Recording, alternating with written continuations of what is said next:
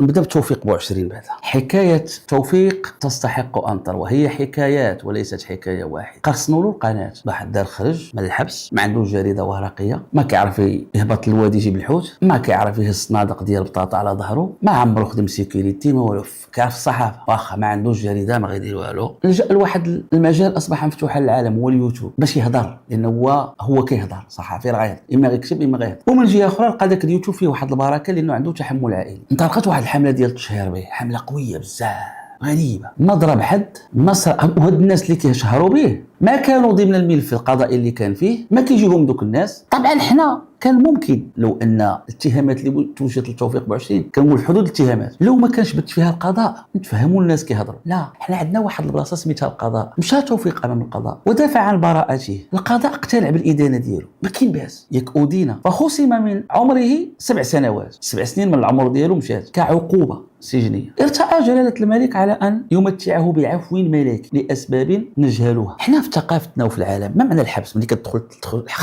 خلصتي داكشي، دابا ما كنبقاوش نناقشوا دار ماشي شغلنا، حنا كيتسمى خلصتي. المجتمع المغربي انطلاقا من خلصتي بدا صفحه جديده مع توفيق، وكاين اللي مقتنع ببراءته شغلهم هذاك. ولكن بالمجمل المجتمع المغربي من شافو دوز ديك ال7 سنين مابقاش كيناقش الافعال ولا الملف. صافي 7 سنين اسيدي، ما خلص 7 سنين. لو كان ما خلص 7 سنين من عمره بآلامها وخرج لقى ولده مول العام ولا عنده 8 ومولات البنت عندها كذا وحرمان، ما خرجوا له واحد الناس، عرفتي اش داروا له؟ هات الصفحات والمواقع. بقيت كنتامل انا كنقول دابا كاين هذا الملف ما بقاش. مشيت كنقرا الفيديوهات ديال اليوتيوب ديال توفيق، كتحاول تسمع له، كتقول ياك ما هذا السيد كيقول الصحراء ماشي مغربيه، ياك ما هذا السيد كيقول مثلا بانه كيدعو للجمهوريه، شي حاجه اللي ممكن هو راي. كنت نقول لا هذيك الزعزعه هذيك، او لا مثلا لقيتيه مثلا تيحرض على العنف، او لا كيدير شي دعايه للارهاب، او لا مثلا شي انسان مثلا تيشجع على الفساد. يا لماذا هذا الحمل عليه؟ واش المغاربه كوانب ما تيفهموش؟ كانت اكبر هديه قدمت لتوفيق بوعشرين هو التشهير به. خدموه ونفعوه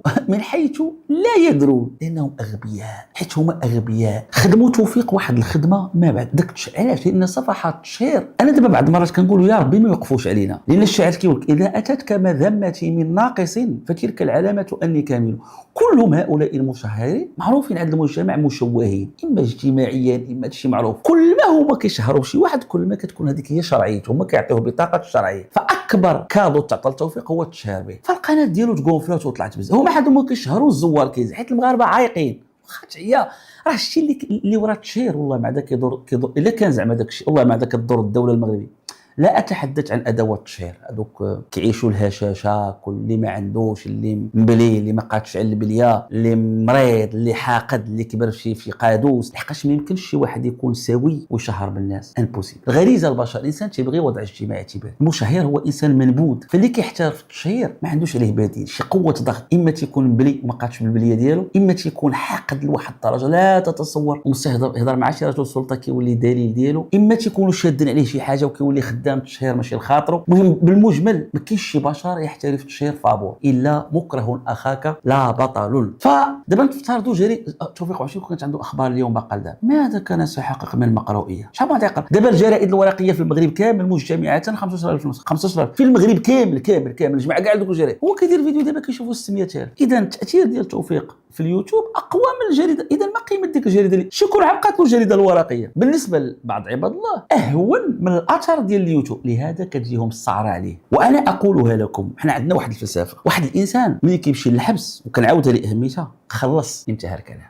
كتبدا معاه ماندا اخرى. اذا انسان دار شي سلوك واحد الانسان مشى خلص وحكم فيه، حكم عليه قاضي باسم جلاله الملك ودوز الشهر الاول الحبس، شهرين 3 4 10 12 14 16 18 20، شنو زعما؟ وجا الملك وقال لهم العفو، خرج عيش معاه. علاش الملك عفى عليه؟ كيقولوا الملك ضمنيا يعني خرج، كيوقف لك العقوبه الملك، ديك العقوبه كتحبس، ما كيعطيكش الملك البراءه بداك العفو ديالو، ماشي كيقول لك انت بريء، وما كيصادرش حق الاطراف الاخرى. حتى المطالب بالحق المدني كيقول لك سير اخويا خذ حقك، ولكن غير الحقوق تقييد الحريات يقول لك حبس. ربما الملك شاف عنده ولادو، ربما وصلته الاسره ديالو شي حاجه، الله اعلم، حنا ما عرفناش. ولكن اللي داوع الانسان حبسوه جلاله الملك. ومن داخل المغرب استمر واحد العقوبه ضده اكثر من العقوبه ديال وقف الحريه. امام اعين النيابه العامه، امام اعين النيابه العامه، امام اعين القضاء اللي وظيفته حمايه حقوق الفرد والجماعه. يعني لا حق لبوعشرين في حمايته وحمايه ولاده ومرته. وسير دير شكايه، والله لا صورتي شي حاجه، والله لا صورتي شي، وسير حط شكايه بفيديو اليوتيوب ودير اللي بغيتي. اي وكيل ملك في المغرب، والله لا صورتي شي حاجه. ايوا حنا صور،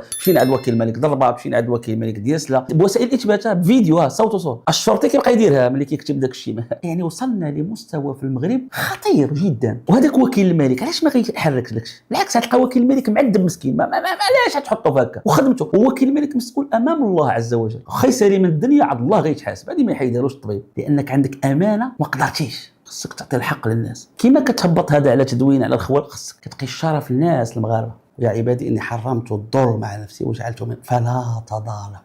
ملي كتكون عندك واحد المسؤوليه وعندك سلطه على واحد الجاني ولا جانيه ولا جنات ما كتحركش فستسال، وما عندك ما تعطيش عذر سيدي ربي حقا، لا انت مسؤول. لان كاين الاستقاله، كاين عباد الله ومشوا في مناكبها، والانسان عرفتي شحال ديال القرارات كياخذ انسان حر. انا اسمح لي انا ما نقدرش، اما غنطبق القانون اما سانسحب. دابا توفيق بوعشرين شنو كيدير في ملك الله؟ انا والله العظيم لا كنضوخ. سمعت البارح توفيق بوعشرين في واحد الحلقه على الصحراء المغربيه دارها البارح، والله لم اسمع في حياتي، ولي من الشجاعه نعترف بها بمنتهى المسؤوليه، لم اسمع في حياتي تحليلا على درجه من الرقي والنضج السياسي، ماشي المعلومه الاكاديميه، لا ابهرني بذكائه في معالجه الامر، ابهرني في يعني ما يتمتع به من قدره في الاقناع.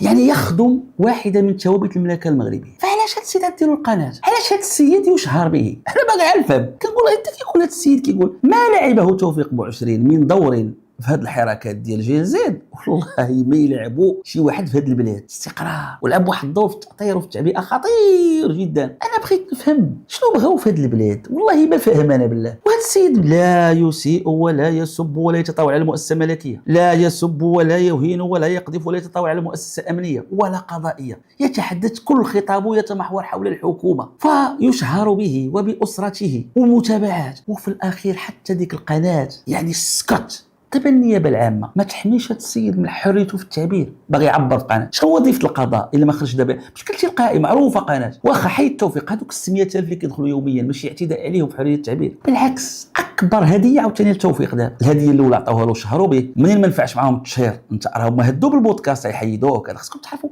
داك الشيء راه ماشي عادي، وما عرفوا بان البودكاست غنتاقلوا معاك نحيدوا لك القناه. عطاو عاوتاني شرعيه دغيا قناه غتطلع له دابا عاوتاني، راه ديروا قناه اخرى. زيدي شنو كتعني هذا المستوى في البلاد؟ شنو كتعني؟ شكون اللي يحيد له قناه؟ شكون عنده مصلحه يحيد له قناه؟ شكون اللي عنده مصلحه؟ شكون تيضروا؟ وهما اللي شهروا به في الاول. راه اللي شهر بك راه يحيد القناه.